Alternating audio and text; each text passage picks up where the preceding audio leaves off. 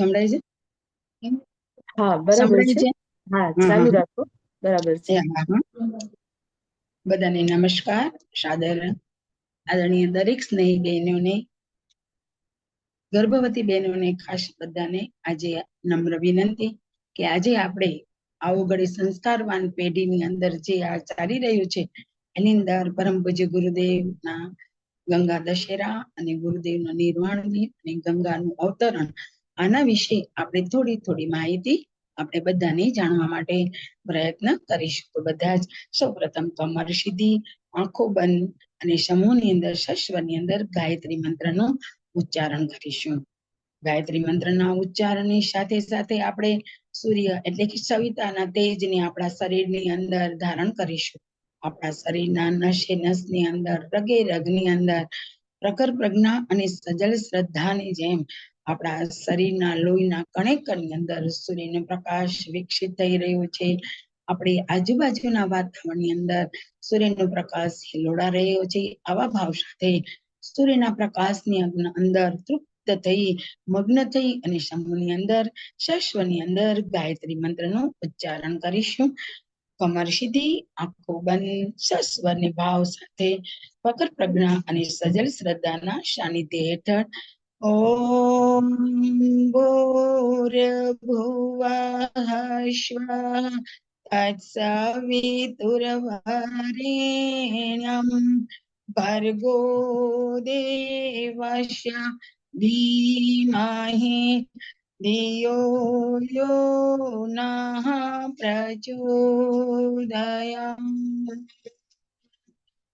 તો આપણે સવિતા દેવનું ધ્યાન કર્યું.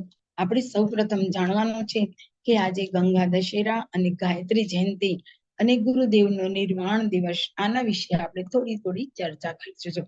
તો આવો ઘરે સંસ્કારવાન પેઢીની અંદર દરેક ગર્ભવતી બહેનોના અંદર જે બીજ વવાયેલું છે અને આપણે આ ગાયત્રી પરિવાર દ્વારા એની અંદર આપણે ખાતર અને પોષણને એમ જે અપાઈ રહ્યું છે કે જેથી કરી આવનાર બાળકની અંદર એક સારા સુસંસ્કારોનું એક બીજારોપણ થઈ રહ્યું છે.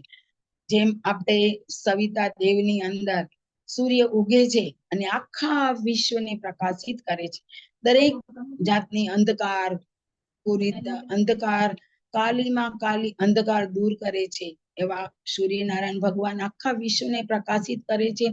એવી જ રીતે ગાયત્રી મંત્ર નો અર્થ આપણે સમજીએ કે ગાયત્રી મંત્ર આખા વિશ્વને કેવી રીતે પ્રકાશિત કરે છે કે સૂર્ય સવારે ઉગે છે, આખી રાતની કાલીમાં, અંધકાર, કલુષિતતા બધું દૂર કરી અને સુવર્ણમય સોનેરી સોળે કળાએ સૂર્ય ખીલી ઉઠે છે. એવી જ રીતે અને આખા સૂર્ય વિશ્વને પ્રકાશથી ભરી દે છે. અંધકાર, ગંદકી બધું દૂર કરી દે છે. એવી જ રીતે આપણે ગાયત્રી મંત્ર એમ કે આપણા શરીરની અંદર દરેક જાતની કલુષિતતા, કલ્મષિતતા, રાગ, દ્વેષ, કલ્મશ, કસાઈ આ બધું જ આપણા શરીરની અંદરથી દૂર કરે છે.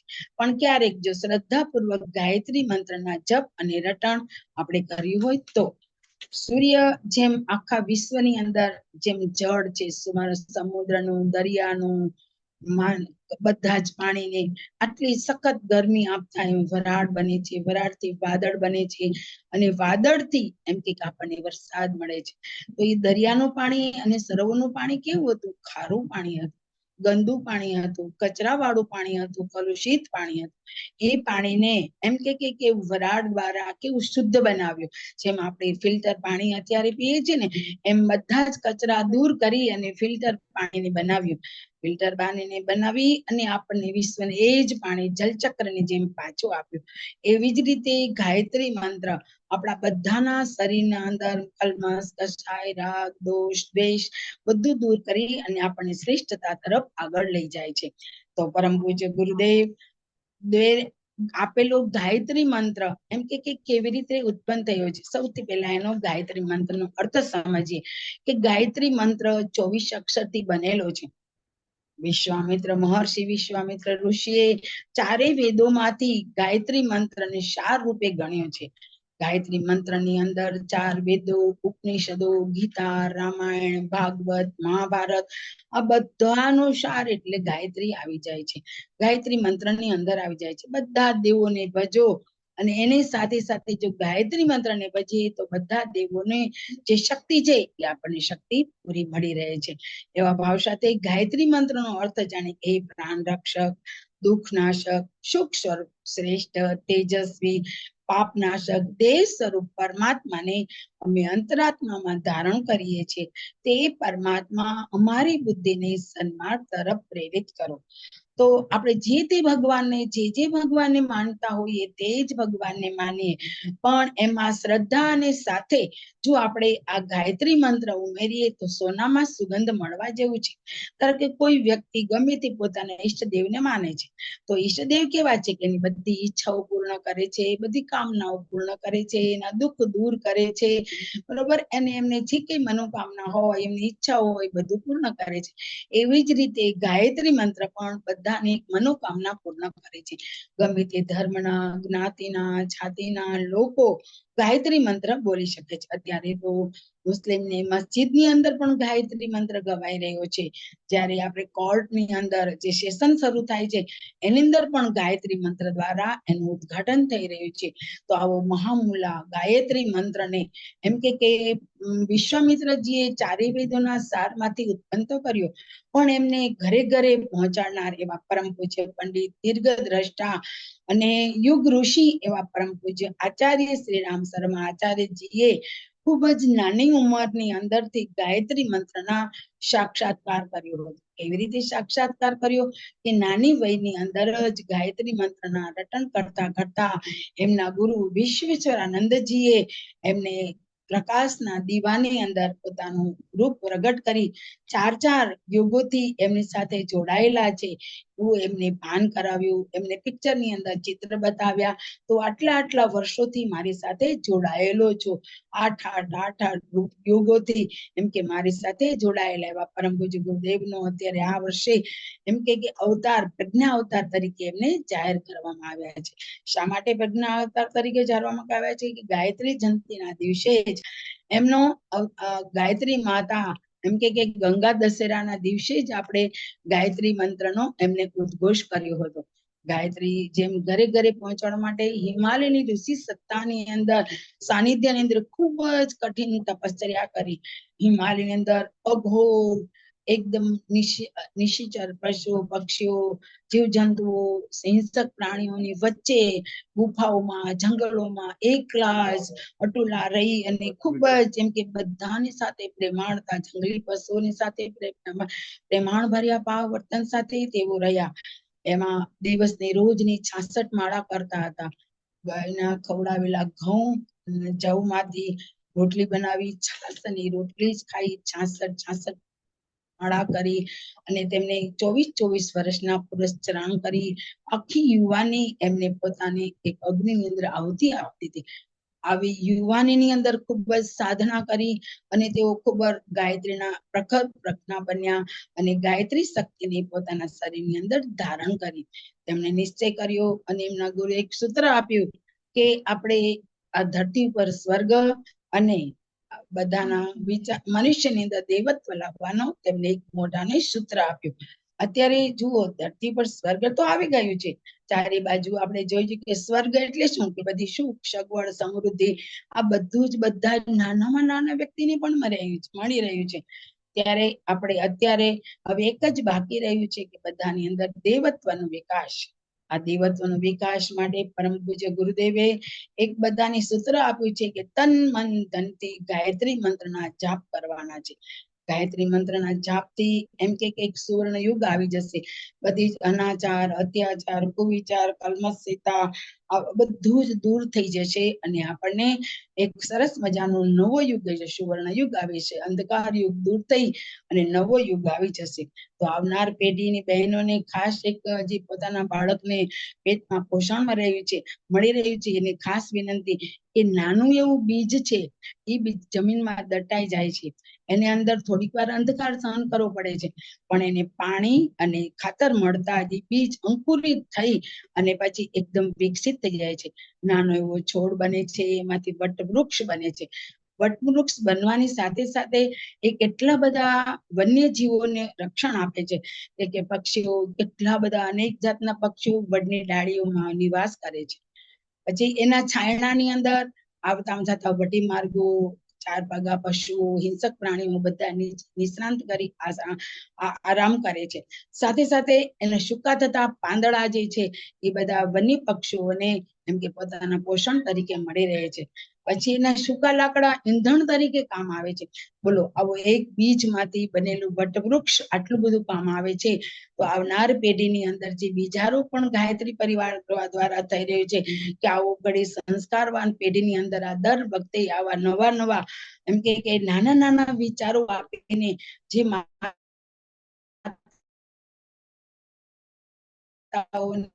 પ્રખર બનાવવામાં આવી રહી છે. તો દરેક માતાઓના જીવનની અંદર ઉતારવા માટે અને તેને ચરિતાર્થ કરવા માટે થોડો તો પ્રયત્ન કરવો જોઈએ. બરોબર, આવા ભાવ સાથે એમ કે આવનાર પેઢીના આ બીજારો પણ થઈ રહ્યું છે. જેમ કુંતા માતા એ ઓતરાને એમ કે ગર્ભની અંદર 7 કોઠાનું યુદ્ધ સાંભળવાની શક્તિ આપી.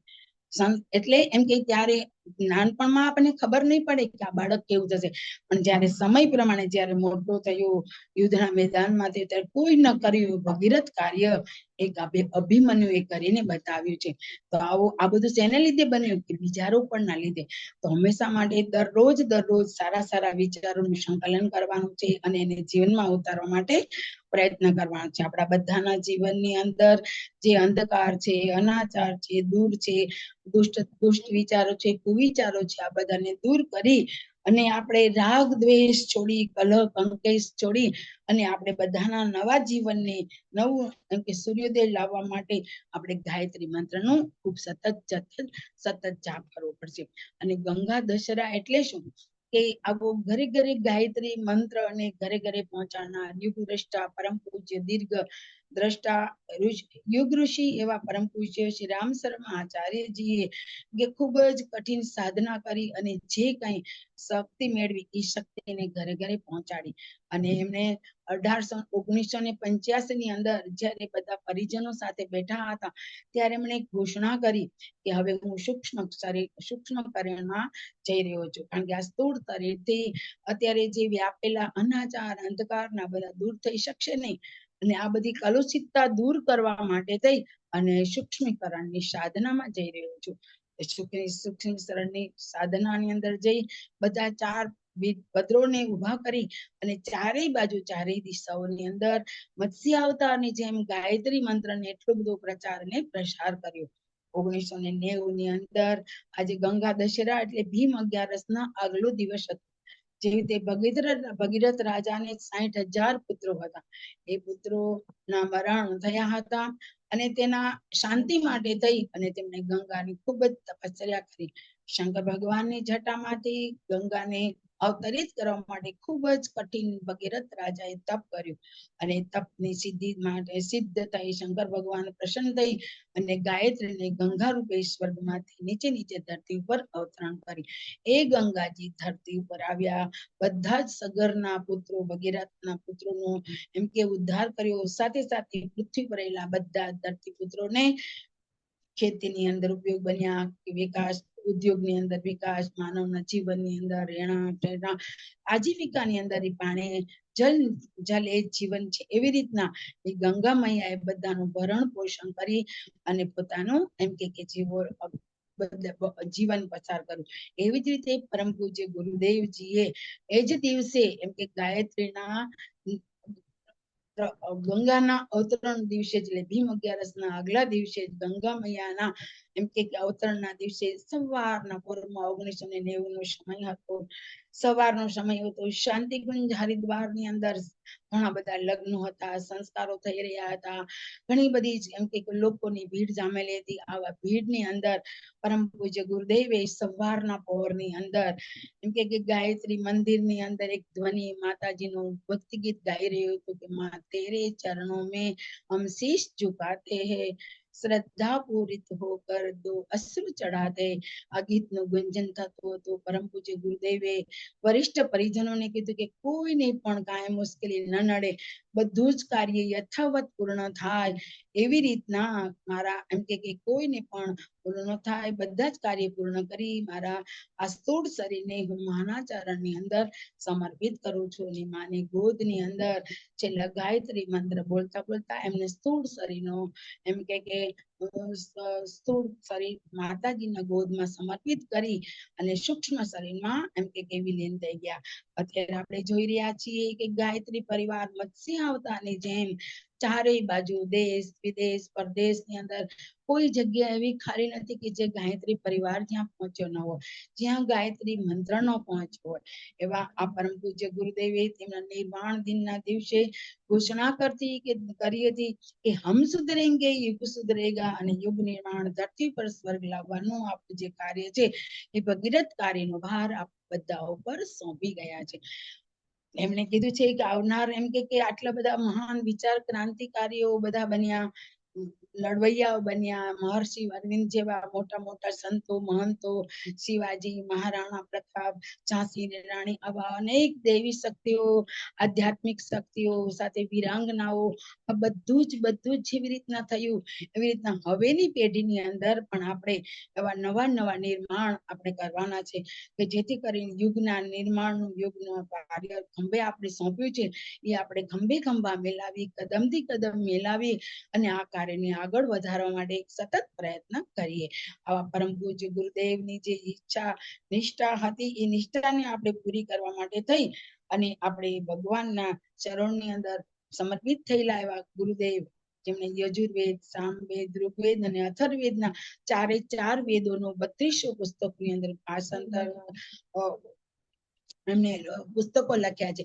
એ પુસ્તકો ગમે તે ભાષામાં પૂછો, ગમે તે ધર્મના પૂછો, ગમે તે વર્ણના પૂછો કે ગમે તે વિષય વિશે પૂછો, પરમ પૂજ્ય ગુરુદેવનું સંપૂર્ણ જ્ઞાન એમાં સમાયેલું છે. દરેક વૈજ્ઞાનિકો, દરેક બહારના એમ કે કવિઓ અને લેખકો પણ વિચારમાં પડી જાય છે કે આટલા બધા પુસ્તકો એમણે કેવી રીતે લખ્યા. તો એમના ગુરુ સર્વેશ્વરાનંદજીના સાનિધ્ય હેઠળ સપ્ત ઋષિઓના અધૂરા રહેલા કાર્ય તેમને પૂર્ણ કરવા માટે ભગીરથ પ્રયત્ન કર્યો અને પોતાનું આખું જીવન એકદમ સાદું જીવન, ઉચ્ચ વિચાર સાથે પોતાની સાદી રહેણી કરી. દરેક ભવિષ્ય જાણતા હોવા છતાં પણ તેઓ અદ્રષ્ટા રહ્યા. કોઈને પોતાનો ચમત્કાર કે સિદ્ધિ એમણે બતાવી નથી. એમનું જીવન એક આદર્શ જીવન જ છે. જેમ સૂર્યને સૂર્ય કહેતો નથી કે હું પ્રકાશ આપું છું, એમ પરમ પૂજ્ય ગુરુદેવનું જીવન પણ એવું ચરિતાર્થ છે. એમણે કોઈ દિવસ કહ્યું નથી કે મેં આવા ચમત્કાર કર્યા છે, પણ એ ચમત્કારો આપણે પ્રત્યક્ષ બધા અનુભવ કરી શકીએ છીએ. જેવી રીતે રામ ભગવાન 14 વર્ષ વનવાસ કરીને પાછા આવ્યા ત્યારે દરેક લોકોની અંદર એવો વિશ્વાસ હતો, એવી ભાવના હતી કે રામ મને મળે, રામ મને મળે. એવી રીતે પરમ પૂજ્ય ગુરુદેવ અત્યારે જે લોકો જે ભાવનાથી ભજે છે, જે ભાવનાથી એમને પોકારે છે, ગુરુદેવ એમને ત્યાં પ્રત્યક્ષ હાજર જ થઈ જાય છે. આપણા પરમ પૂજ્ય ગુરુદેવ એક નવું જીવન આપનાર પણ બન્યા હતા, નવી દ્રષ્ટિ આપનાર છે અને આપણા બધાનું નવું જીવન અને નવી પ્રગતિના એક દર્શક તરીકે આપણા જીવનની અંદર ખૂબ જ આગળ છે. તો આવા ગુરુદેવને આપણે ચરણોની અંદર નમન કરીએ કે આ રીતે ગંગા દશેરાના દિવસે પોતાનું જે જીવન હતું એમણે માના ચરણમાં સમર્પિત કરી અને અત્યારમાં સૂક્ષ્મ રૂપે બિરાજમાન છે. તેમણે શું કહ્યું હતું કે કદાચ મારું સ્થૂળ શરીર નથી, પણ સૂક્ષ્મ રૂપે હું અંતરિક્ષની અંદર જેમ વાયુ ચાલી રહ્યો છે, પવન ચાલી રહ્યો છે, એમ દરેક ક્ષેત્રની અંદર હું અત્યારે સૂક્ષ્મ રૂપે દરેક કાર્યની અંદર હું તમારા કાર્યને આગળ વધારવા માટે તમને બધાને શક્તિ સંપન્ન કરી રહ્યો છું. આ સુવર્ણ યુગ એટલા માટે આવી રહ્યો છે, એટલા માટે આવવાનું કહી રહ્યો છે કે સૂર્યના પ્રકાશથી જે અંધકાર દૂર થઈ જાય છે અને ચારે બાજુ કિરણો ફેલાય છે, એમ સૂર્યના કિરણની અંદર ગુરુદેવ બિરાજમાન છે. કિરણ જેમ નાની નાની વ્યક્તિઓની અંદર પણ સૂર્યનું કિરણ પહોંચે છે અને અંધકાર દૂર કરે છે. નાના વ્યક્તિ, દરેક કોમ, જ્ઞાતિ, આ બધાની અંદર ગુરુદેવે પોતાનું જીવન સમર્પિત કરી દીધું. એક છપ્પુ હતી જે એમને ગામની અંદર, બરોબર, એને શું કર્યું કે પોતાનું જીવનની અંદર એમ કીધું હતું કે રામ એ મારા સાચા શ્રી રામ છે. ચક્કોએ જયારે રામ શર્માજીની સેવા કરી ત્યારે એમ કીધું કે આજ મારા સાચા રામ છે. એટલે રામનું પદ એમને પણ ત્યારે ભગવાન રામ તરીકે એમને સ્વીકાર્યા હતા. આવી રીતે આવા પરમ પૂજ્ય ગુરુદેવે જ્યારે પણ સવિતા દેવના ગાયત્રી મંત્રનું ઉચ્ચારણ કર્યું છે અને આ સૃષ્ટિનું સર્જન કર્યું છે, ત્યારે આપણે બધાએ ભગવાનના નામ લેતા લેતા સાથે એમ કે ગાયત્રી મંત્ર બોલીએ પછી બધા 33 કરોડ દેવતાના નામ અંદર આવી જાય છે, ભગવાનનું નામ પણ અંદર આવી જાય છે અને દરેકના જીવનની અંદર કાર્ય કરવાની શક્તિ મળી રહે છે. તો બધાની મલિનતા દૂર થઈ જાય છે અને અંધશ્રદ્ધા, અવિશ્વાસ અને આ બધું દૂર કરવાની આપણને શક્તિ મળે છે. અત્યારે ચારે બાજુ એમ કે અંધકાર એટલું બધું અંધકાર કે જે પહેલાના સમય ઇતિહાસની અંદર જેવો કહેવામાં આવ્યો હતો એવો અંધકાર યુગ ચાલી રહ્યો છે. એવા અંધકાર યુગને દૂર કરવા માટે તે ગુરુદેવ પ્રકાશનું કિરણ બનીને અવતરિત થઈ રહ્યા છે. તો એ પ્રકાશના કિરણનો સહારો લઈ આપણે બધા જેમ બને તેમ ગાયત્રી મંત્રને પોતાના જીવનની અંદર ચરિતાર્થ કરવા માટે પ્રયત્ન કરીએ. ભગીરથ રાજાએ ગંગાનું અવતરણ કર્યું અને અત્યારે ગંગા આખા વિશ્વને, આખા ભારત દેશને જ નહીં પણ બધાને ભરણ પોષણ કરી રહી છે. એવી રીતે ગાયત્રી મંત્ર પણ આપણા બધાના કુવિચારો, કુભાવો, કુદ્રષ્ટિ, આ બધું જ કુસંસ્કારો આ બધું દૂર કરી અને આપણું જીવન શ્રેષ્ઠ બનાવી રહ્યા છે. આપણે બધાને ધન્ય ધન્ય બનાવી રહ્યા છે. તો પરમ પૂજ્ય ગુરુદેવને આ બધી જે મનુષ્ય અંદર દેવત્વ લાવવાનો જે વિચાર છે એ ક્યારે આવશે? કે આપણામાં એક કહેવત છે કે જેવું માણસ વિચારશે તેવું જ માણસ બની શકે છે. તો આવું બધા આપણે અત્યારથી વિચાર કરીએ સદવિચારોનો, સદપોષણનો, સદવિચાર, સદવાણી, સદકર્મ અને સતધર્મ, આ ચાર ધર્મનું આપણે પોતાના જીવનની અંદર પાલન કરીશું તો આ બધું જ આપણે જે ગુરુદેવના 4 પગથિયા છે 4 પગથિયાને આપણે પાર કરી શકીશું. સૂર્યનારાયણ ભગવાનના આ ગાયત્રી મંત્ર સમય સૂર્યને તો બધા જ આખા વિશ્વના બધા ધર્મના લોકો માને છે. તો દરેક લોકો ગાયત્રી મંત્ર વિશે ખૂબ ખૂબ જાણે અને આ સંસ્કારવાન પેઢીમાં જે બહેનો ભાગ લે છે એ આવનાર બાળકની અંદર સુપોષણ મળે, સુસંસ્કાર મળે એટલા માટે થઈ અને જે ગાયત્રી મંત્રના અત્યારથી જ ધ્યાન કરે, ધારણા કરે અને સતત મનની અંદર એવું નિશ્ચય કરે કે આવનાર પેઢી, આવનાર બાળક મારો શ્રેષ્ઠ જ હશે. જેમ અત્યારના સમયની અંદર એમ કે આપણે ક્રાંતિકારી તરીકે જોઈએ તો વીર ભગતસિંહ હતા, ગાંધીજી હતા, બરોબર, આ બધા જે નેતાઓ હતા. અત્યારે હાલના સમયમાં જોઈએ તો નરેન્દ્ર મોદી, યોગીજી, આ બધા કેટલા બધા મહાન પુરુષો છે કે ક્યારે બન્યા? પોતાના અટલ અને વિશ્વાસ, શ્રદ્ધા સાથે એમના માતાએ કેટલી બધી એમ કે સઘનતાથી પોતાનું જીવનથી બાળકનું ભરણ પોષણ ઉછેર કરે છે. એવી રીતે જેમ વટવૃક્ષનું હમણાં કહેવામાં આવ્યું એવી રીતે તમે તમારું બાળક આવનાર પેઢીની અંદર અત્યારથી રોજ સારા વિચારોનું સિંચન કરશો તો એનું પણ એક વટવૃક્ષ બની અને તમારું બાળક એટલે આવનાર પેઢીનું એક વડ બની અને બધાને અનેક રીતે ઉપયોગી બની શકશે. બરોબર, આ બાળકની અંદર એમ કે આપણે કેવા સંસ્કારો નાખીએ કે જો ગ્લાસ એક નાનો એવો વડનું ઝાડ છે કે તુલસીનો રોપો છે, એમાં રોજ આપણે ખારું પાણી પીવડાવશું તો થોડા દિવસ પછી આપણે શું જોવા મળશે? એ મુરઝાયેલું જોવા મળશે. એવી જ રીતે આપણે રોજ સારું અને મીઠું પાણી આપવું તો થોડા જ વખતની અંદર એક વટવૃક્ષ બની જશે. તો આવો આવનાર પેઢીની અંદર આપણું બાળક પણ આવું એક મહાન વિચાર ક્રાંતિ વાળું બને, મહાન શ્રેષ્ઠ ક્રાંતિ લઈને આવે, 10 દિશાઓની અંદર ફેલાયેલા અંધકારને, અનાચારને દૂર કરવા વાળું શ્રેષ્ઠ વ્યક્તિત્વ વાળું બાળક આવે. એના સાનિધ્યની અંદર આપણે ખાલી ગાયત્રી મંત્રના જાપને કરવાના છે. ગાયત્રી મંત્ર એક સૂર્યના મંત્ર છે, એક જ્ઞાનનો મંત્ર છે અને એની અંદર વિશ્વામિત્ર ઋષિએ કહ્યું છે કે જેવી રીતે એમ કે ગાયત્રી મંત્ર બોલવાથી આપણા શરીરની અંદર એક જ્ઞાનના તંતુઓ શું કરે છે? જ્ઞાનના એમ કે તંતુઓ ઉત્પન્ન થાય છે કે જેને કરી ધ્વનિ ઉત્પન્ન થાય છે અને ધ્વનિ આપણા શરીરને રોમાંચિત કરે છે. એવી રીતે આ મંત્ર એક શબ્દની શરીરની ઉપાસના જ ખાલી નથી કરવાની પણ આપણા જીવનની અંદર થોડું ઘણું ફેરફાર લાવવાનું છે, વિવિધતા લાવવાની છે, સંયમપૂર્વક જીવન જીવવાનું છે, પોતપોતાના ઈષ્ટદેવની સાધના કરવાની છે અને મંત્ર જાપ કરતા કરતા તમને જે કઈ ભગવાન આપણને ગમે એ ભગવાનના દર્શન કરી અને એનો અલૌકિક આનંદ લઈ અને આવનાર આનંદને આહલાદી ભૂખની અનુભૂતિ કરવાની છે. ગાયત્રી મંત્ર એટલે પ્રાતઃકાળે સવારના જો વહેલા ઉઠીને ઉગતા સૂર્યની ધ્યાન સાથે જો ગાયત્રી મંત્ર કરવામાં આવે તો પરમ પૂજ્ય ગુરુદેવ અથવા તો એક ઋષિએ પણ એક કહેવતમાં કહ્યું છે કે એક સાધે સબ સદે સબ સાધે સબ જાય, એટલે એક જ વસ્તુને જો આપણે વળગી રહીશું તેમાંથી આપણને સફળતા મળી રહી છે, પણ જો આપણે ચારે બાજુ બધી બાજુ જો ભટક્યા જ કરશું તો આપણને કાંઈ જ મળશે નહીં. જેમ એક હરણું છે, એ હરણું પાણીની મૃગની ઝાડમાં દોડ્યા જ કરે છે પણ પોતાની નાભીની અંદર કસ્તુરી છે એને ખબર નથી. એમ આપણા બધાનું જીવન પણ એવું છે કે આપણે આપણા શરીરની અંદર, આપણા હૃદયની અંદર, આપણા મનની અંદર રહેલા જે દેવતા છે, જીવન દેવતા છે, એ જીવન દેવતાનો આપણે અત્યારે ભૂલી ગયા છીએ. એને જાગૃત કરવા માટે આપણે મુખની સંયમશીલતા, દ્રષ્ટિની સંયમશીલતા અને કર્ણની સંયમશીલતા આપણે રાખવાની છે. તો આંખની દ્રષ્ટિ, આંખની સંયમશીલતા કેવી રીતે રાખશો? આંખ દેશા હે ભગવાન મને સારું જોવાની શક્તિ આપો, કાનો દ્વારા મને સારું સાંભળવાની શક્તિ આપો અને મુખ દ્વારા મને હંમેશા સારું બોલવાની શક્તિ આપો.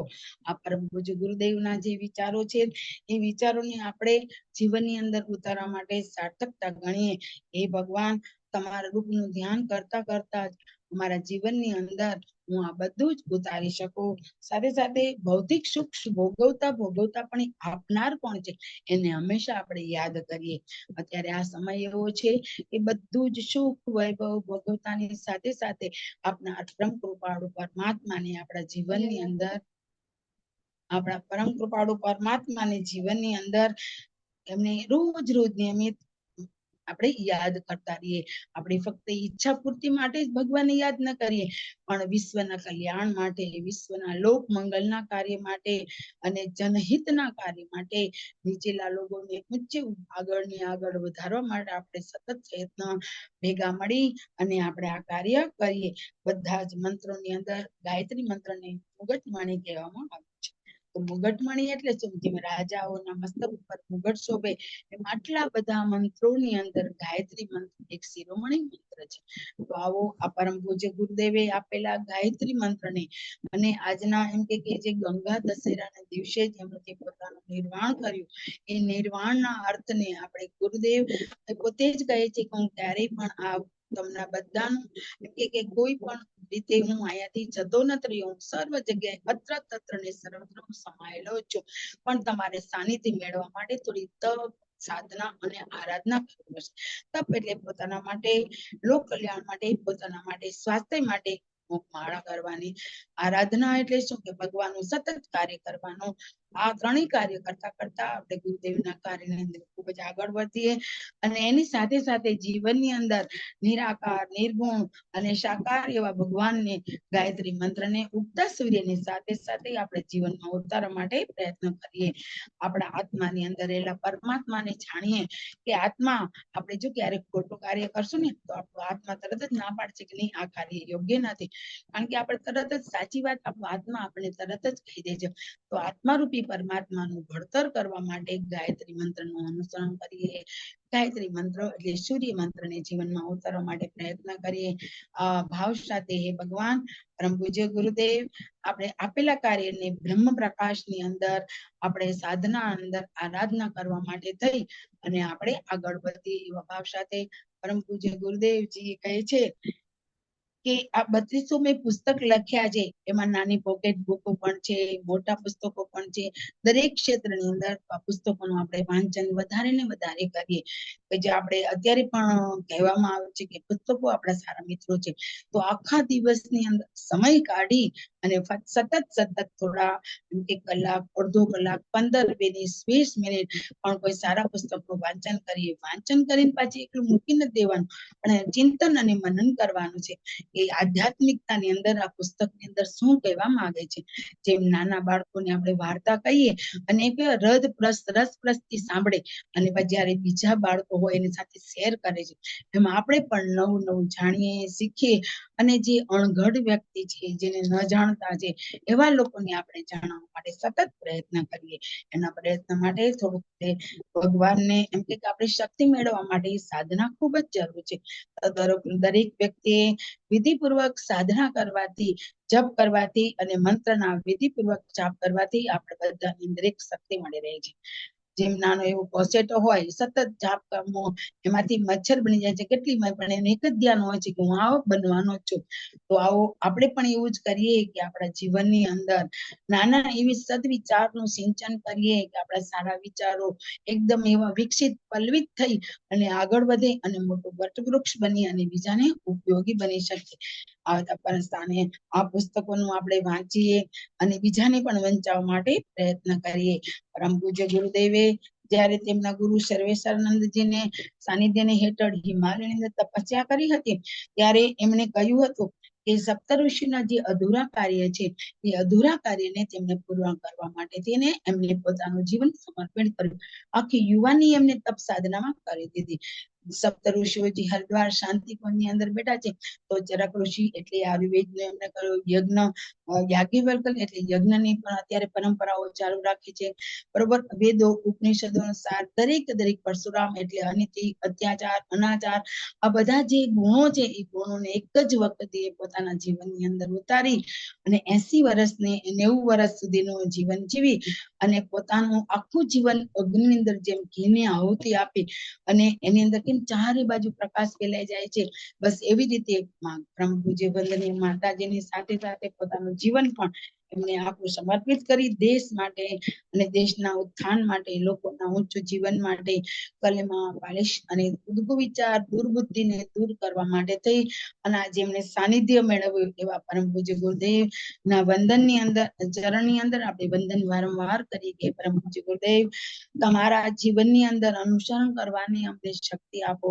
અમને તમારું જીવન જીવવા માટે રોજ પ્રાર્થના કરીએ કે ભગવાન આપણે સૂર્યનારાયણ નાના એક કહેવત છે કે સૂર્યનારાયણ ભગવાનને પ્રાર્થના કરીએ કે હે સૂર્યનારાયણ ભગવાન તેજોમસી તેજો થોઈ મોઈ દે. તો આપણે ભગવાન સૂર્યનારાયણને પ્રાર્થના કરીએ છીએ, પરમ પૂજ્ય ગુરુદેવને પણ પ્રાર્થના કરીએ, હે પરમ પૂજ્ય ગુરુદેવ તમારી આ જે શક્તિ છે, એમણે તો કીધું છે મારી શક્તિનો હું એક અંશ બધાને આપી જ રહ્યો છું, પણ આપણને વિશ્વાસ અને શ્રદ્ધા નથી. તો આવો આ વિશ્વાસ અને શ્રદ્ધાને પ્રખર કરવા માટે આવો ઘડી સંસ્કારવાન પેઢીની અંદર જે બહેનો ભાગ લઈ રહ્યા છે, એ આવનાર પેઢીના નિર્માણ માટે થઈ અને ભગીરથ કાર્ય કરે. બરોબર, ભગીરથ કાર્ય એટલે પોતાના જેમ આપણે કપડા ખરીદવા જઈએ અને સારી જ વસ્તુનો આપણે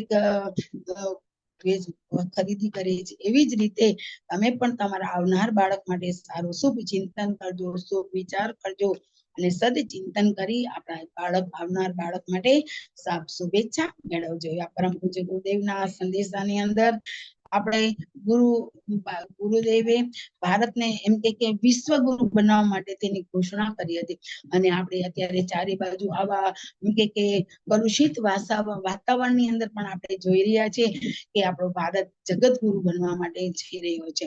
તો આ બધું શેને આધારિત છે કે પરમ પૂજ્ય ગુરુદેવની તપશ્ચર્યાને આધારે છે. તેમની તપશ્ચર્યાને લીધે આ બધું એમનું થઈ રહ્યું છે. તો આવો આ વિચારો ઘન બને, ઘટિત બને અને આ બધાના જીવનની અંદર ઉતારવા માટે આપણે થોડો પ્રયત્ન કરીએ. દરેક ગુરુદેવે જેટલી એમ કે ભવિષ્યવાણી કરી હતી, એ ભવિષ્યવાણી બધી જ અત્યારે સાર્થક થઈ રહી છે. તો આ આપણે ગુરુદેવની ઈચ્છા પ્રમાણે જીવન જીવવા માટે થોડો પ્રયત્ન કરીએ અને ગાયત્રી મંત્રનો જપ કરવાથી આપણા જીવનની અંદર એક સોનેરી સુવર્ણ યુગ બની રહેશે. આપણા જીવનની અંદર કલ્પવૃક્ષ જેવું અને કામધેનુ જેવું ગાયત્રી મંત્રને આપણે ઉતારવા માટે પ્રયત્ન કરીએ. પરમ પૂજ્ય ગુરુદેવ અને વંદનીય માતાજી એમ કહેતા હતા કે જ્યારે એમ કે યુગની અંદર અંધકાર ફેલાઈ જશે, ત્યારે નાના દીવાની જેમ એમ કે ગમે તેટલી આંધી આવશે, ગમે તેટલું તોફાન આવશે, પણ નાના દીપકની અંદર આજુબાજુ જો આપણું પોતાના હાથનું રક્ષણ એટલે આપણે સંરક્ષણ ગુરુદેવનું માતાજીનું રાખીશું, તો એ દીપક ક્યારેય પણ બુજાશે નહીં. તો આ કાર્યની અંદર આહુતિ આપનાર એવા પરમ પૂજ્ય ગુરુદેવના જીવનની અંદર આપણે જે કઈ શીખ્યા એના આપણે જીવનની અંદર કરવા માટે પ્રયત્ન કરીએ. આપણા જીવનની અંદર ઋષિઓ જેવું જીવન જીવવા માટે આપણે કદાચ સમર્થ નથી, પણ યુગ ઋષિએ શું કહ્યું છે કે જ્યાં જેવી રીતે રહ્યા ત્યાં તટસ્થ, જેમ કમળ છે પાણી અંદર રહે છે પણ પાણીને સ્પર્શ કરતું નથી, એવી જ રીતે આપણે જ્યાં રહીએ ત્યાં રહેતા મન વચન કર્મથી બધાની સાથે હળી મળીને રહીએ. પ્રેમથી માતાજીનું એક સૂત્ર હતું કે પ્રેમ આપો અને પ્રેમ લો. પરમ પૂજ્ય ગુરુદેવે બધાને ફક્ત પ્રેમ અને પ્રેમ જ આપ્યો છે. તો આવા શાંતિકુંજનો મત્સ્ય અવતાર તરીકે આગળ વધી રહ્યું છે. ત્યારે આ યુગની અંદર આપણે ચારેય બાજુ અત્યારે ચિન્મય ભૈયા આવ્યા છે.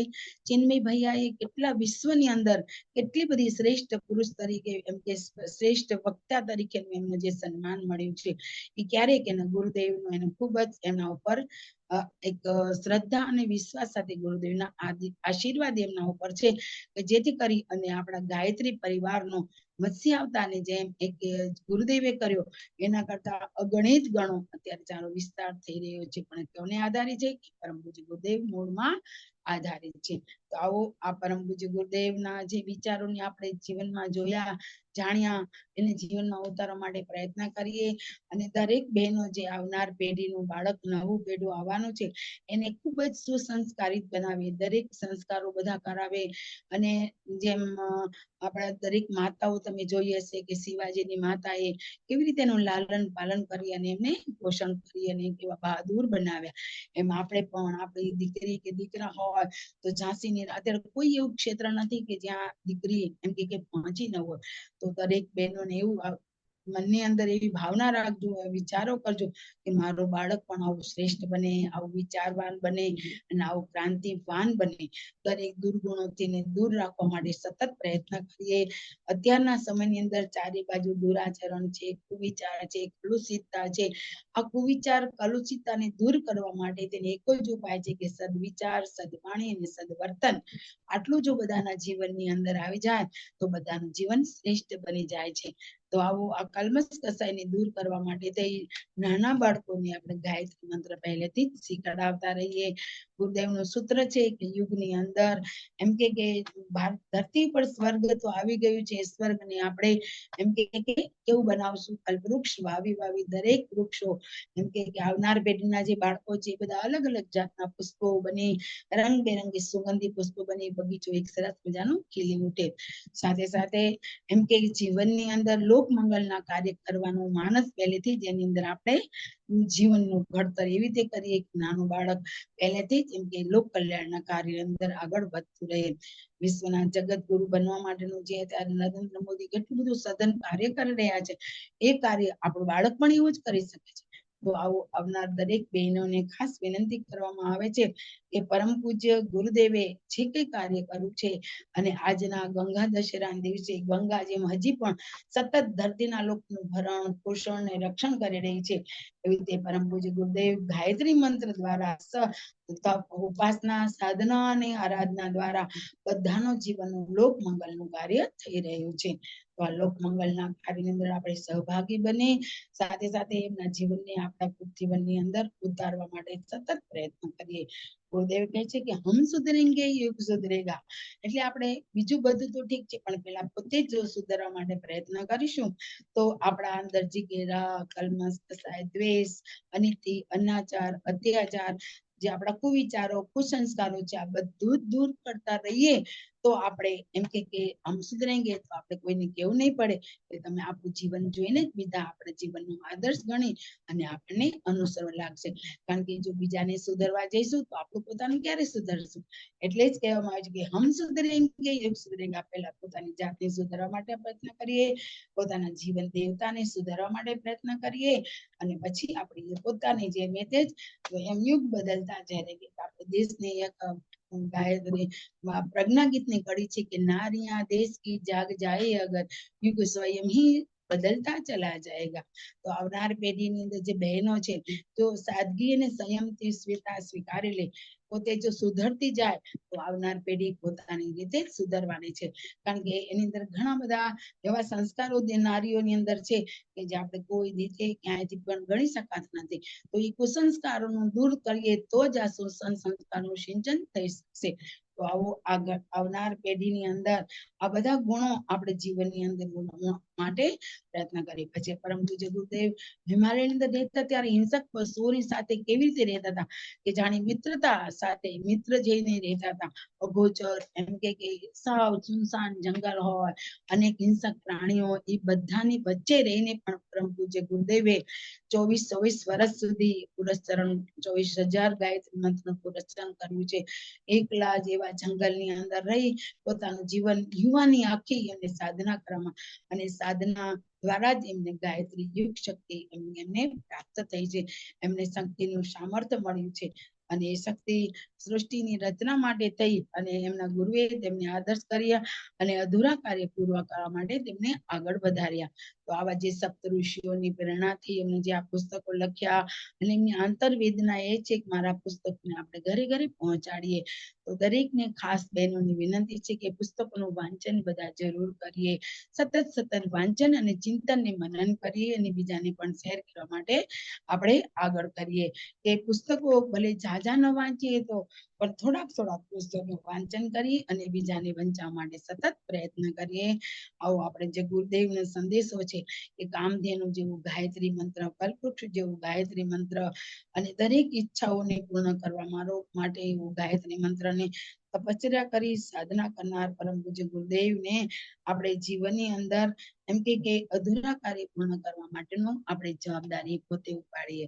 બરોબર. આવા ભાવ સાથે પરમ પૂજ્ય ગુરુદેવે સૃષ્ટિની રચના વિશ્વામિત્રજી સૃષ્ટિની રચના કરવા માટે થઈ અને ગાયત્રી મંત્ર કર્યું અને આપણે ઘરે ઘરે પહોંચાડ્યું એવા પરમ પૂજ્ય ગુરુદેવને વારંવાર વંદન નમન અને પ્રણામ કરીએ.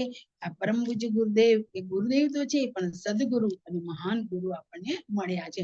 તો એના સાનિધ્યની અંદર હે ભગવાન અમારું જીવન સમર્પિત કરીએ. અમારા જીવનને આગળ વધારવા માટે અમે સતત લોકમંગલનું કાર્ય કરતા રહીએ. અમારા જીવનની અંદર જે કે દોષ દુર્ગુણ છે, અનિતિ અને અત્યાચાર છે બધાને દૂર કરવા માટેનો સતત પ્રયત્ન કરીએ. એ ભગવાન અમને શક્તિ અને સામર્થ્ય આપે એવી આપણે ગુરુદેવ વંદનીય પરમ પૂજ્ય ગુરુદેવ અને વંદે માતાજીના ચરણની અંદર વાર નમસ્કાર વંદન અને પ્રણામ કરીએ. ઓમ અસ્તુ શાંતિ શાંતિ શાંતિ. હા, ખૂબ ખૂબ ધન્યવાદ છે.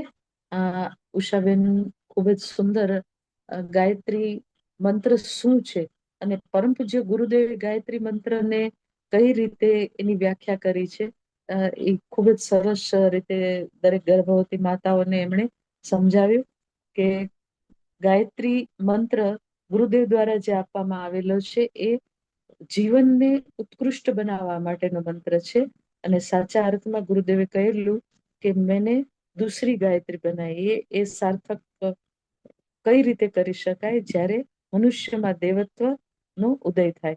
એ વિષય ઉપર જાણકારી આપી. ખૂબ ખૂબ ધન્યવાદ ફરીને ઉષાબેનનો. હવે આપણી વચ્ચે વૈશાલીબેન છે. વૈશાલીબેન કચ્છ ઉપઝોનમાં આવો ઘડે સંસ્કારવાન પેઢીના તેઓ જિલ્લા સંયોજક છે. પશ્ચિમ વિભાગના.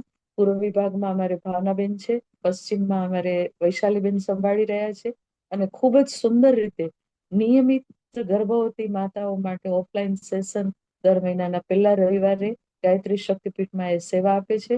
તેમજ ગુરુદેવના કાર્યને વધારે ને વધારે જન સુધી પહોંચાડવા માટે તેઓ સંસ્કાર અને યજ્ઞના માધ્યમથી ખૂબ જ સુંદર કાર્ય કરી રહ્યા છે. ઉષાબેન જે હમણાં આપણે જેમને સાંભળ્યા એમના પુત્રી છે અને પરિવાર ગુરુદેવે કહ્યું હતું કે બેટા પૂરા પરિવાર વ્યક્તિ નિર્માણ, પરિવાર નિર્માણ, ફિર સમાજ નિર્માણ. તો એમણે ખરા અર્થમાં એ પોતાના જીવનમાં સાર્થક કરી દેખાડ્યું છે કે આજે વૈશાલીબેન ખૂબ જ સક્રિય રીતે કામ કરી રહ્યા છે. આવો સાંભળીએ આપણે વૈશાલીબેનને. એનો વિષય છે કે ગર્ભવતી માતાઓએ જો પોતાના ગર્ભસ્થ શિશુને શ્રેષ્ઠ બનાવવું છે તો શ્રેષ્ઠ મહાપુરુષોના વ્યક્તિત્વને ખાસ કરીને આજે જ્યારે આપણે ગુરુદેવની વાત કરી રહ્યા છીએ ત્યારે ગુરુદેવના વ્યક્તિત્વને કઈ રીતે બાળક સુધી એની વાત પહોંચાડવી એ વિશે તેઓ માહિતી આપશે. વૈશાલીબેન.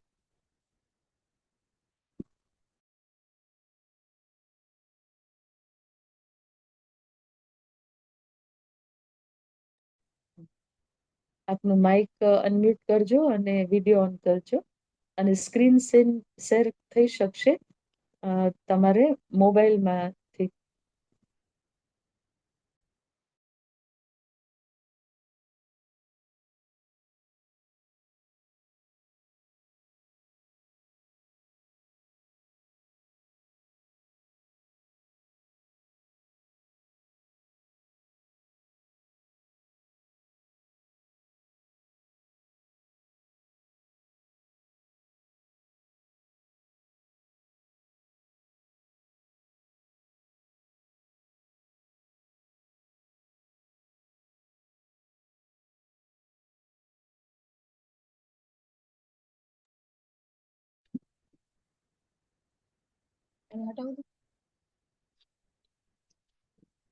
હા, ક્લિયર છે. દેખાય છે. જય ગુરુદેવ.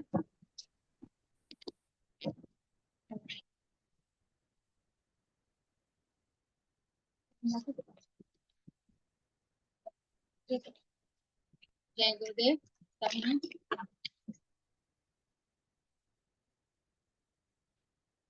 સમૂહમાં ગાયત્રી મહામંત્ર આગળ સાબેને જે ગાયત્રી મંત્ર, ગાયત્રી જયંતિ અને ગંગા દશેરા વિશે જે આપણને સમજાવ્યું તે ગર્ભવતી માતા માટે ખૂબ જ ઉપયોગી છે.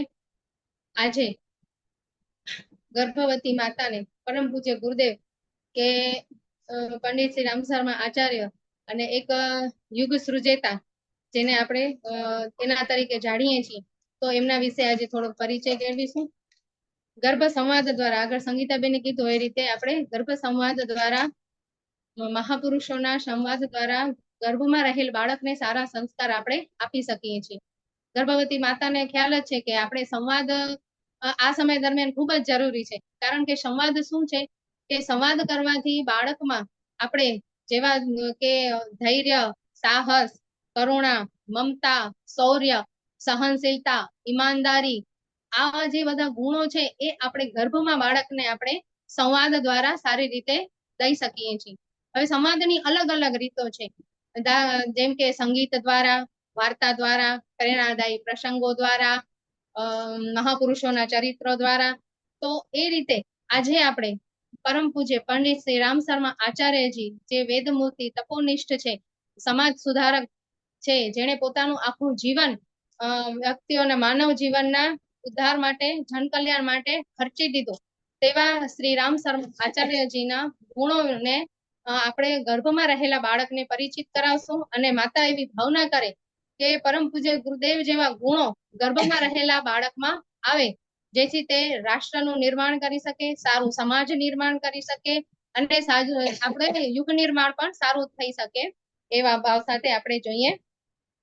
પરમ પૂજ્ય ગુરુદેવનો આપણે પરિચય આપવા જઈએ તો ઘણો સમય થઈ જાય, કારણ કે એમનું આગળ બેને વાત કરી એ રીતે 80 વર્ષમાં એમણે ઘણું લાંબુ જીવન જીવ્યા છે, 800 વર્ષ સુધીનું કામ કર્યું છે.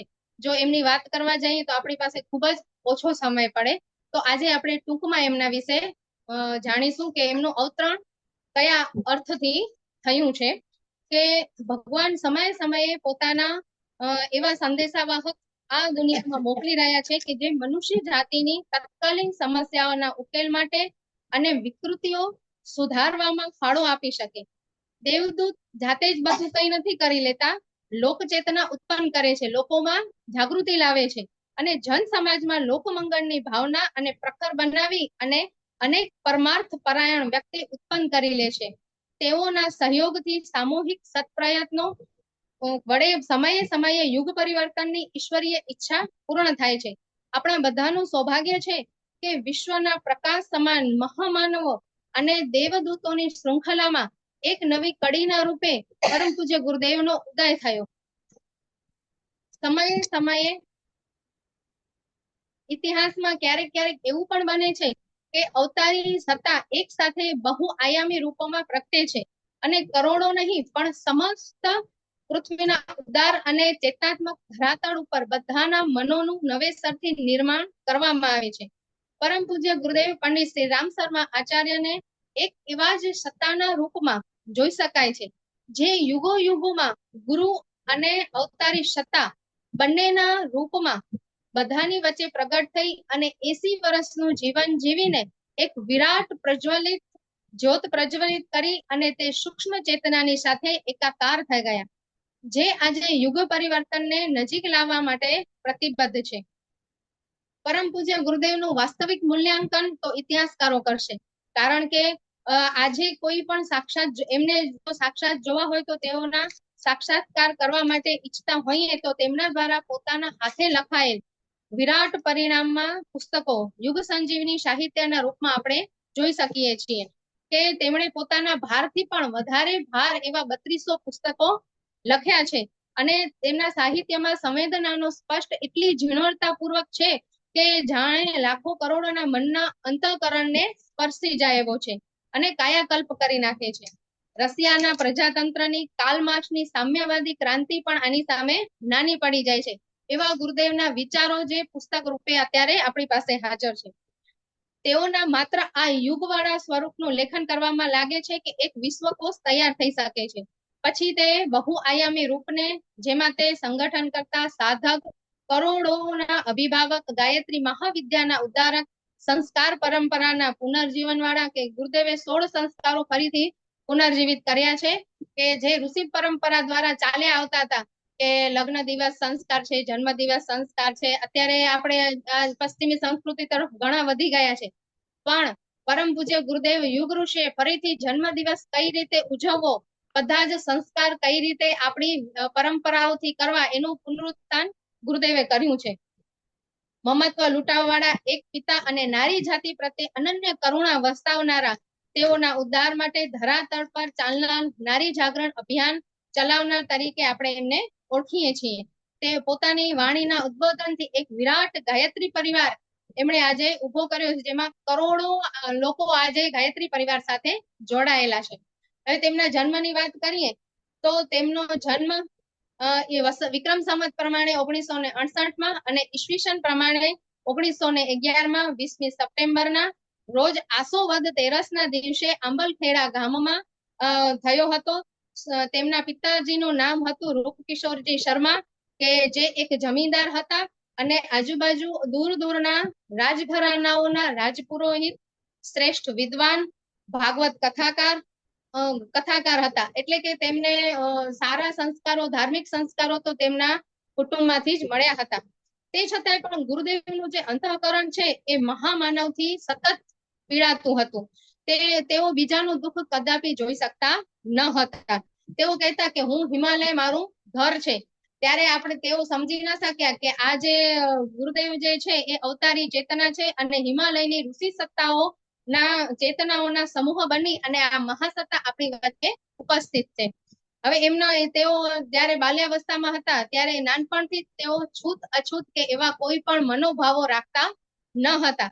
તેનું એક શ્રેષ્ઠ ઉદાહરણ છે કે એમના ઘરે એક કામ કરવા માટે માજી વૃદ્ધા આવતા.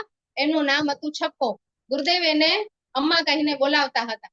થોડા દિવસ, 2-3 દિવસ એ પોતાના કામે ના આવ્યા એટલે ગુરુદેવે તેમના ઘરે જઈને તપાસ કરી. ત્યારે ઘરના બધાએ કીધું કે આપણે એવા વિસ્તારમાં જવાની કશું જરૂર નથી, કારણ કે એ જે વૃદ્ધા હતા એ હરિજન હતા, નીચલી જાતિના હતા.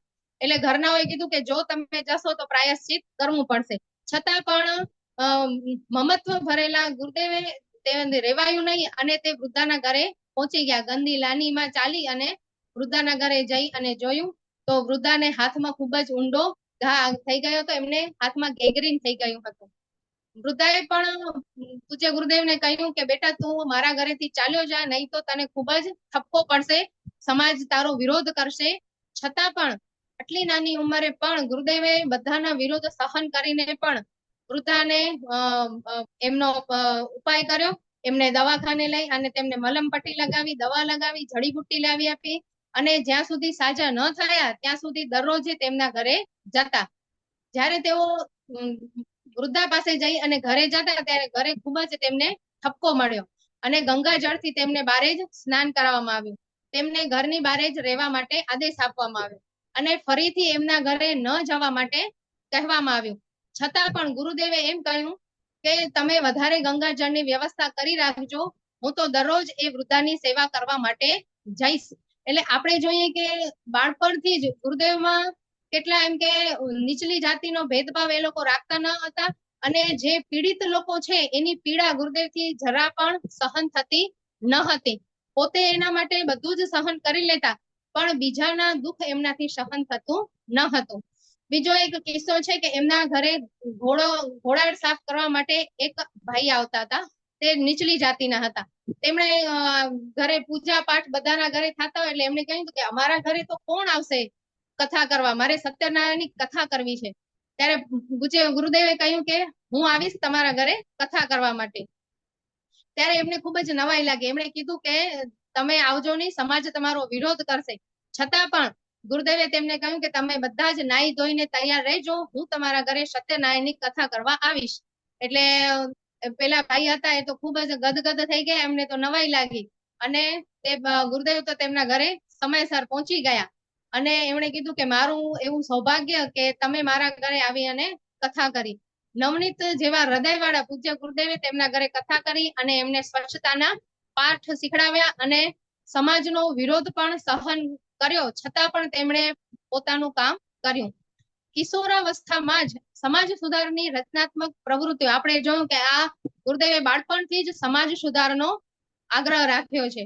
કિશોરાવસ્થામાં જ સમાજ સુધારની રચનાત્મક પ્રવૃત્તિઓનો એમણે આરંભ કરી દીધો હતો. ઔપચારિક શિક્ષણ સ્વકલ્પ માત્ર હતું, પણ તેઓને તે પછી જરૂરિયાત પણ ન હતી, કેમ કે જન્મજાત પ્રતિભા સંપન્ન હોય તે ઔપચારિક અભ્યાસ સુધી સીમિત કેવી રીતે રહી શકે. દુકાનોમાં, બજારોમાં જઈ અને આરોગ્ય શિક્ષણને લગતા પરિપત્ર વહેંચવા, પશુધનને કેવી રીતે સુરક્ષિત રાખવું, સ્વાવલંબી કેવી રીતે બનવું, નાના નાના પેમ્પલેટ્સ લખવા, હાથ પ્રેસમાં છપાવવા, તેમને કોઈ પણ પ્રકારની શિક્ષણની જરૂર ન હતી. તે ઈચ્છતા હતા કે જનમાનસ આત્મ સ્વાવલંબી બને, રાષ્ટ્ર માટે તેનું સ્વાભિમાન જાગે. એટલે જ તેમણે ગામમાં જન્મેલા દીકરા અને નારી શક્તિ તથા બેરોજગાર યુવાનો માટે ગામમાં જ એક વણાટશાળ સ્થાપિત કરી અને તેનાથી હાથથી કેવી રીતે કપડાં વણી શકાય, પોતાના પગભર કેવી રીતે થઈ શકાય એવું તેમને શિક્ષણ આપ્યું. નાનપણથી જ તેમને સાધનામાં ખૂબ જ રસ હતો. એટલે એમના પિતાના મિત્ર હતા પંડિત શ્રી મહામના મદન મોહન માલવિયાજી. તેમને કાશીમાં ગાયત્રી મંત્રની દીક્ષા આપી ગુરુદેવને. ત્યારબાદ તેમણે દરરોજ પોતાની સાધના ચાલુ રાખી. 15 વર્ષની ઉંમરે વસંત પંચમીની પ્રાતઃ વેળામાં ઈસવીસન 1926 તેઓના પૂજા સ્થળમાં, જ્યાં તેઓ નિયમિત ઉપાસના કરતા હતા, તે સ્થળે તેમને એક દિવ્ય પ્રકાશ તેમના જ્યોતિમાંથી પ્રગટ થયો અને આખી ઓરડીમાં ઝળહળી ઉઠ્યો પ્રકાશ. પ્રકાશની મધ્ય એક યોગીનું સૂક્ષ્મ છાયા સ્વરૂપ એમના સામે સ્થૂળ શરીર પ્રગટ થયું. એવા કૃષ્ણકાય દુબળા પાત્ર સિદ્ધ પુરુષના રૂપમાં, જે અનાદિકાળથી એકાકી, નગ્ન, મૌન, નિરાકાર રહીને પોતાની તપ ઉર્જા દ્વારા પોતાને અધિકાધિક પ્રચંડ પ્રખર બનાવતા રહ્યા.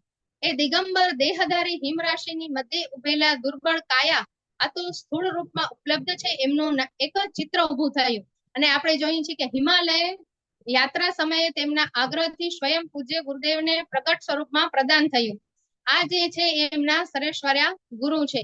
આ રીતે જોઈ અને ગુરુદેવ તો ત્યારે નાની ઉંમરના હતા, એટલે તે તો ડરી ગયા અને તેઓ ભાગતા હતા. ત્યારે તેમના ગુરુએ કીધું કે તમે ડરો નહીં, હું તમારા જન્મ જન્માંતરનો ગુરુ છું અને તમે અહીં ગુરુદેવના ઋષિ સત્તાના આદેશ માટે તમે અહીં કાર્ય કરવા માટે આવ્યા છો.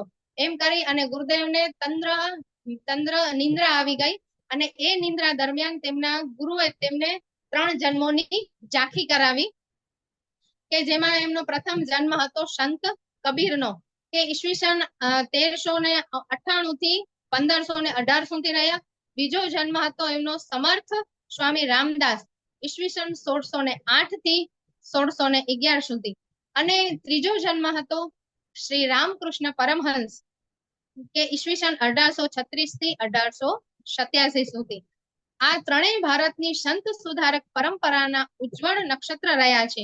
તેના શરીરો દ્વારા એવા મહત્વપૂર્ણ કાર્ય સંપન્ન થયા, જેનાથી દેશ, ધર્મ, સમાજ અને સંસ્કૃતિનું મહાન કલ્યાણ થયું. આ રીતે તેમના ગુરુએ એમને 3 જન્મની ઝાંખી કરાવી અને પછી ત્યારથી ગુરુદેવ કે છે કે 1926 થી ગુરુદેવ તેને વસંત પંચમીના દિવસને પોતાનો આધ્યાત્મિક જન્મ દિવસ તરીકે કહેવડાવે છે. એમના ગુરુએ તેમને 3 સંદેશ આપ્યા હતા, કે ગાયત્રી મહાશક્તિના 24 લાખના 24 મહાપુરુષ ચરણ, જેને આહારના કઠોર તપની સાથે પૂરા કરવાના હતા. આગળ બેને વાત કરી એ રીતે કે ગુરુદેવે 24 વર્ષ સુધી જવ છે એ ગાયને ખવડાવ્યા. ગાય જે છે એ જવ બારે કાઢે, એને ધોઈ અને એની રોટલી બનાવે અને એની એક રોટલી અને છાશ લઈ અને ગુરુદેવે 24 વર્ષ સુધી 24 લાખના મહાપુરુષ ચરણ તેમના ગુરુના આદેશથી તેમણે પૂરા કર્યા. પછી જે અખંડ ઘીના દીવાની સ્થાપના અને જન જન સુધી તેના પ્રકાશને ફેલાવવા માટે સમય આવે જ્ઞાન યજ્ઞ અભિયાન ચલાવવું, જે પછીથી અખંડ જ્યોતિ પત્રિકા રૂપે ઈસવીસન 1937 પ્રથમ પ્રકાશથી આરંભાઈ ને વિચાર ક્રાંતિ અભિયાનના વિશ્વવ્યાપી રૂપમાં પ્રકટ થયું. અત્યારે પણ હાલમાં આપણે શાંતિકુંજ હરિદ્વારમાં આ અખંડ દીપક પ્રજ્વલિત છે, જેની સ્થાપના ઈસવીસન 1926 થઈ હતી. આગામી વર્ષમાં 2026 એને 100 વર્ષ પૂર્ણ થવા જઈ રહ્યા છે. ને માતા તે વર્ષે માતા શ્રી વંદનીય માતાજીનો જન્મ દિવસ છે, તેમ જન્મ શતાબ્દી વર્ષ પણ છે. આ રીતે ત્રિવેણી સંગમ છે ગાયત્રી શાંતિકુંજમાં, હરિદ્વાર શાંતિકુંજમાં ભવ્ય આયોજન આ સમયે કરવામાં આવી રહ્યું છે. ત્રીજો એમનો આદેશ હતો તેમના ગુરુનો, તો 24 મહાપુરુષ ચરણોની દરમિયાન યુગ ધર્મનો નિભાવ કરતા કરતા રાષ્ટ્ર માટે પણ સ્વયંને સમર્પી દેવું, હિમાલય યાત્રા પણ કરવી તથા તેઓના સંપર્કમાં રહી અને ભવિષ્યનું માર્ગદર્શન મેળવવું. હવે ફક્ત ગુરુદેવે સાધનાઓ જ નથી કરી, પરંતુ રાષ્ટ્ર માટે પણ રાષ્ટ્રપ્રેમી પણ એટલા જ હતા. એમણે રાષ્ટ્રને આઝાદી આપવામાં પણ એટલો જ ફાળો આપ્યો હતો તેમના ગુરુના કહેવા પ્રમાણે. સાથે સાથે તેમની સાધનાઓ પણ ચાલતી હતી. રાષ્ટ્રના પરાવલંબી હોવાની પીડા પણ તેમને એટલી જ સતાવતી હતી, જેટલી કે ગુરુ શક્તિના આદેશ અનુસાર તપીને સિદ્ધિઓની પ્રાપ્તિની બળવંત ઈચ્છા તેઓના મનમાં ઉઠતી હતી. તેઓના મનની દુવિધા ગુરુસત્તાએ દૂર કરી અને પરાવાણીથી સિદ્ધિઓ તેમનું માર્ગદર્શન કર્યું કે યુગ ધર્મની મહત્તા અને સમયની પોકાર જોઈ અને સાંભળી ત્યારે અન્ય આવશ્યક કાર્યોને ત્યજી દઈ અને આગ લાગે ત્યારે પાણી લઈને દોડવું પડે તેવા બહુ આવશ્યક કાર્ય પહેલા કરવા પડી શકે છે. તેમાં સ્વતંત્રતા સંગ્રામના સેનાનીના નાતે સંઘર્ષ કરવાનો પણ એમને સંકેત મળ્યો હતો. ઈસવીસન 1927 થી 1933 સુધી નો સમય તેમણે સક્રિય સ્વયંસેવકના રૂપમાં તેમણે પોતાની ફરજ બજાવી હતી.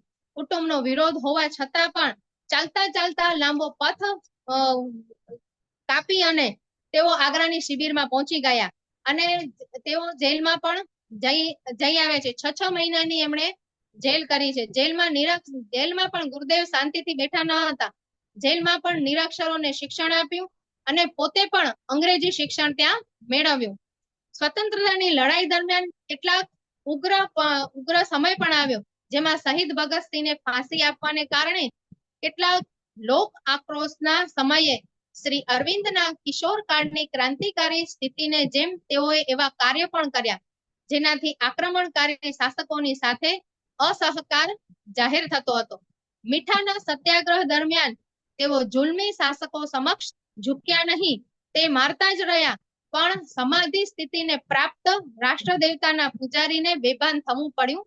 ગુરુદેવ એમ કે ખૂબ જ કઠોર હતા. એમને અંગ્રેજો ખૂબ જ મારતા રહ્યા છતાં પણ ગુરુદેવ પોતાની સ્થિતિમાંથી હટ્યા નહીં, પણ આંદોલનથી પીઠ ફેરવીને ભાગવું નહીં. ફિરંગી સિપાહીઓ ચાલ્યા ગયા અને પછી લોકો તેમને ઉઠાવી અને તેમના ઘેર ગયા. આંદોલનના સમયે તેઓ ઝંડો છોડ્યા નહીં. તે ઝંડો છે એમણે પોતાના મોઢામાં જ રાખ્યો હતો અને ઝંડાને નીચે પડવા દીધો નહીં. ઝંડો ઝૂંટવાનો પ્રયત્ન કરતા રહ્યા. તેઓએ મોંથી ઝંડો પકડી રહ્યો. અંગ્રેજો છે એ એમના હાથમાંથી ઝંડો એમ કે લેવા માટે પ્રયત્ન કરતા રહ્યા, પરંતુ ગુરુદેવે એ ઝંડો મોંથી એટલો જકડીને પકડ્યો હતો કે એમને માટે છોડાવવો મુશ્કેલ પડ્યો હતો. પોતે બેભાન થઈ ગયા પણ ઝંડો છોડ્યો નહીં. ઝંડાનો એક ટુકડો ડોક્ટરોએ દાંતમાંથી તેમના જકડાયેલા ટુકડાના રૂપમાં બહાર કાઢ્યો. એટલે આ રીતે ગુરુદેવે સ્વતંત્રતા સેનાની તરીકે પણ ખૂબ જ સારું કામ કર્યું છે. ત્યારે બધા જ તેઓની સહન શક્તિ જોઈને નવાઈ પામી ગયા. તેઓને ત્યારથી આઝાદીના મતવાલા ઉન્મત શ્રી રામ મત ઉપનામ પ્રાપ્ત થયું. આગ્રામાં તેઓની સાથે રહેતા કે તેઓની કશુંક શીખેલ અગણિત વ્યક્તિઓ તેઓને મતજીના નામે ઓળખવા માંડતા. પછી જ્યારે ગુરુદેવને પ્રધાનમંત્રી રાહત ફંડમાંથી પેન્શન આપવામાં આવ્યું ત્યારે પણ તેમણે ખૂબ જ ઉદારતા બતાવી કે તેમણે પોતાનું જે પેન્શન છે એ હરિજન ફંડના નામે સમર્પિત કરી દીધું અને રાષ્ટ્ર પ્રત્યેની તેમની સંત જેવું જીવન આપણે એમને જોયું. ઈસવીસન 1935 પછી તેઓના જીવનનો નવો દોર શરૂ થયો.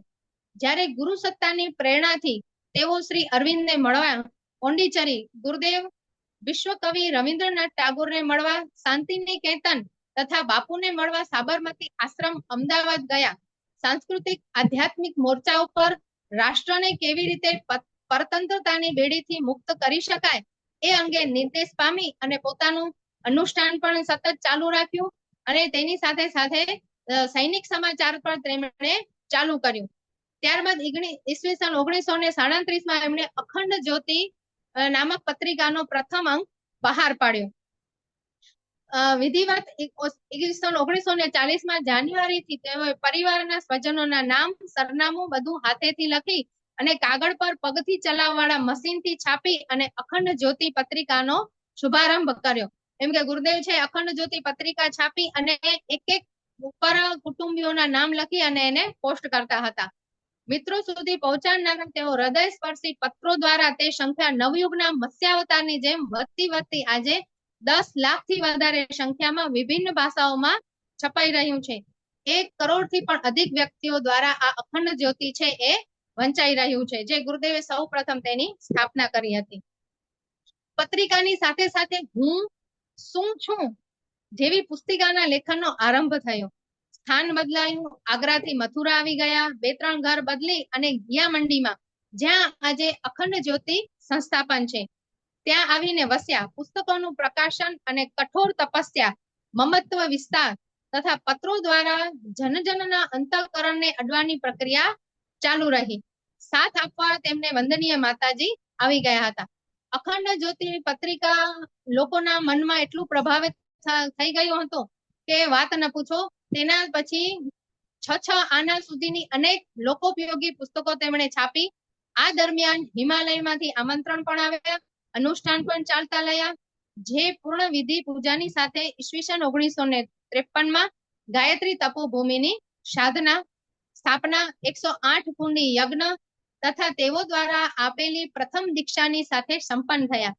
ગાયત્રી તપોભૂમિની સ્થાપના સાથે ધનની આવશ્યકતા તો પડી, તો વંદનીય માતાજીએ તેમને ડગલે ને પગલે સાથ આપ્યો હતો. તેમણે પોતાના ઘરેણા આપી દીધા હતા અને ગુરુદેવે પોતાની જે જમીનદારોના બોન્ડ હતા એ પણ વેચી દીધા અને ગાયત્રી તપોભૂમિ એક સાધના પીઠ બની ગઈ. 2400 તીર્થોના જળ તથા માટીની સ્થાપના ત્યાં કરાઈ. 2400 કરોડ ગાયત્રી મંત્ર લેખન ત્યાં સ્થાપિત થયા. હિમાલયના એક અતિ પવિત્ર સ્થાનથી અખંડ અગ્નિ લાવી અને સ્થાપિત કરાઈ. અત્યારે પણ જે યજ્ઞશાળામાં પ્રચલિત છે. ઈસવીસન 1941 થી 1971 સુધીનો સમય પરમ પૂજ્ય ગુરુદેવના ગાયત્રી તપોભૂમિ અખંડ જ્યોતિ સંસ્થાનમાં સક્રિય રહેવાનો સમય હતો. 1956 તેમણે નરમેઘ યજ્ઞ કર્યો. 1958 સહસ્ત્રકુંડી યજ્ઞ કરી અને લાખો ગાયત્રી સાધકોને એકઠા કરી અને તેઓએ ગાયત્રી પરિવારનું બી વાવ્યું. કાર્તિક પૂર્ણિમા ઈસવીસન 1958 આયોજિત આ કાર્યક્રમમાં 10 લાખ વ્યક્તિઓએ ભાગ લીધો. એમના જ માધ્યમથી આખા દેશમાં પ્રગતિશીલ ગાયત્રી પરિવારની 10,000 થી વધુ શાખાઓ સ્થાપિત કરવામાં આવી. સંગઠનનો અધિકાધિક કાર્યભાર પૂજ્ય ગુરુદેવ પરમ વંદનીય માતાજીને સોંપી અને ચાલતા થયા. ઈસવીસન 1959 પત્રિકાનું સંપાદન તેઓને સોંપી અને પોણા 2 વર્ષ માટે હિમાલય ચાલ્યા ગયા, જ્યાં તેઓએ ગુરુ સત્તા પાસેથી માર્ગદર્શન લેવાનું હતું. તપોવન, નંદનવનમાં ઋષિઓનો સાક્ષાત્કાર કરવાનો હતો તથા ગંગોત્રીમાં રહી અને આર્ષ ગ્રંથોની વ્યાખ્યા કરી હતી.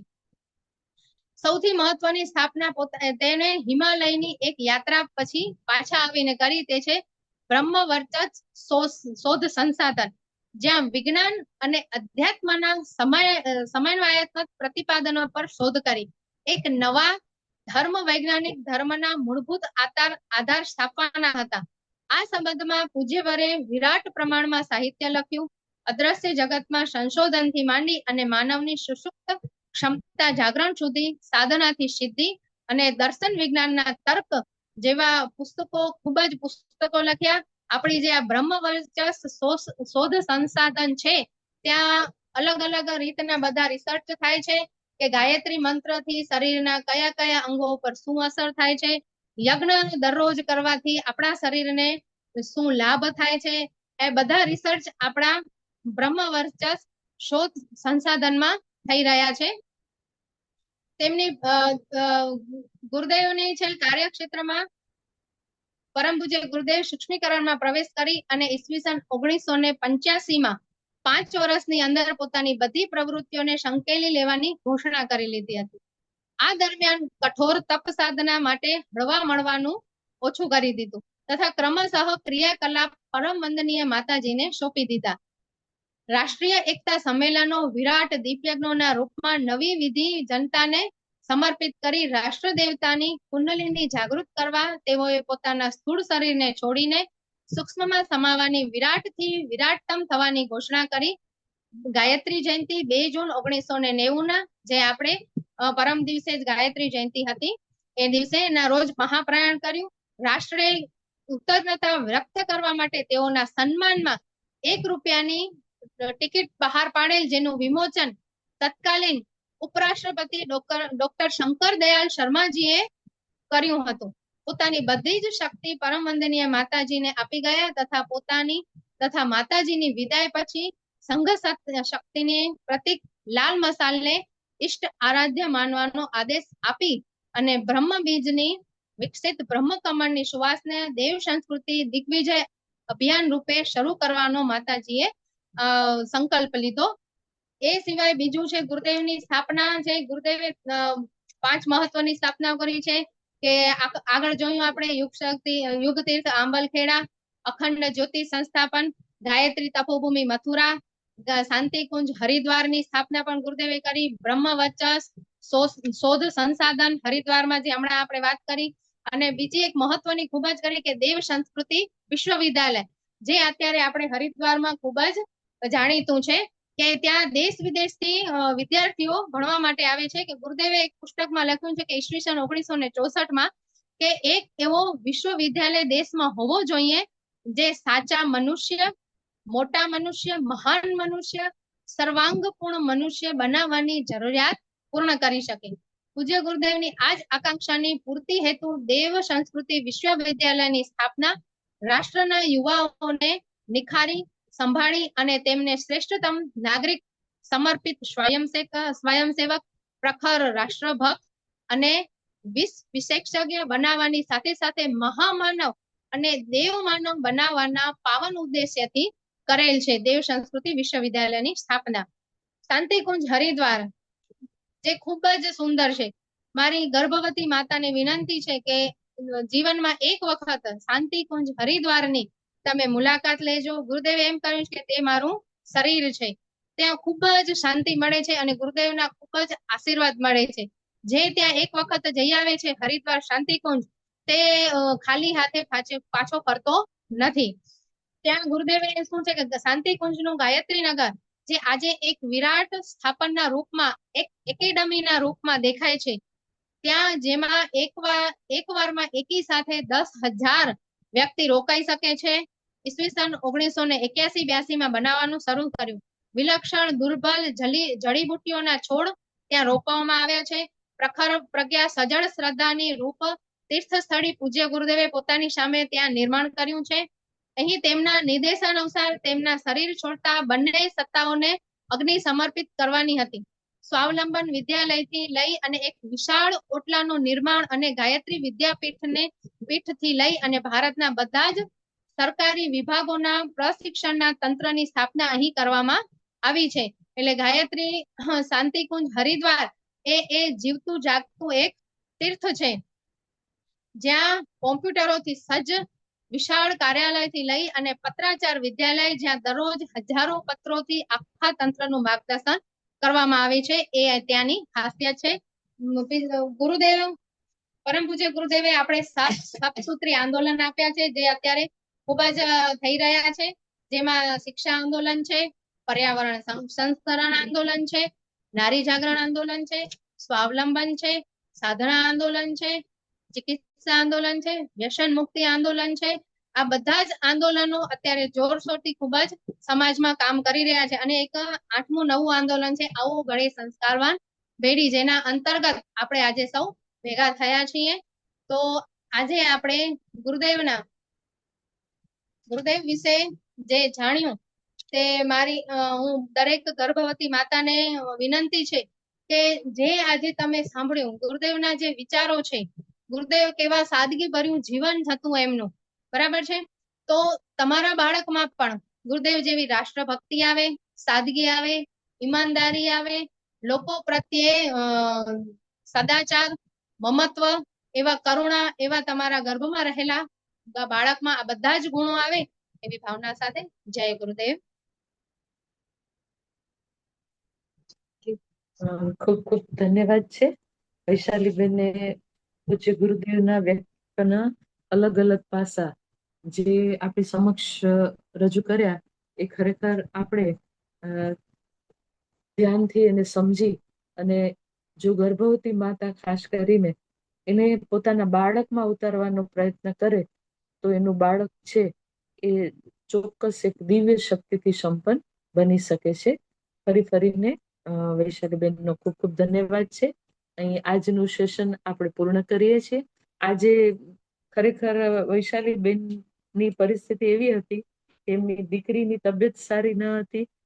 એમને લેવા માટે છેક વિદ્યાનગર ગયા હતા અને ત્યાંથી આવીને તરત જ બપોરના એમણે આ સેશન લીધું છે અને એવા પ્રતિકૂળ સંજોગોમાં પણ એને અનુકૂળ કાર્ય ગુરુદેવનું કરવા માટે તત્પર રહ્યા એ બદલ આપણે ગુરુદેવ પાસે પ્રાર્થના કરીએ કે ગુરુદેવ એમને ખૂબ જ શક્તિ આપે અને દીકરી બરાબર એકદમ થઈ જાય એ ભાવ સાથે આપણે શાંતિ પાઠ લઈશું.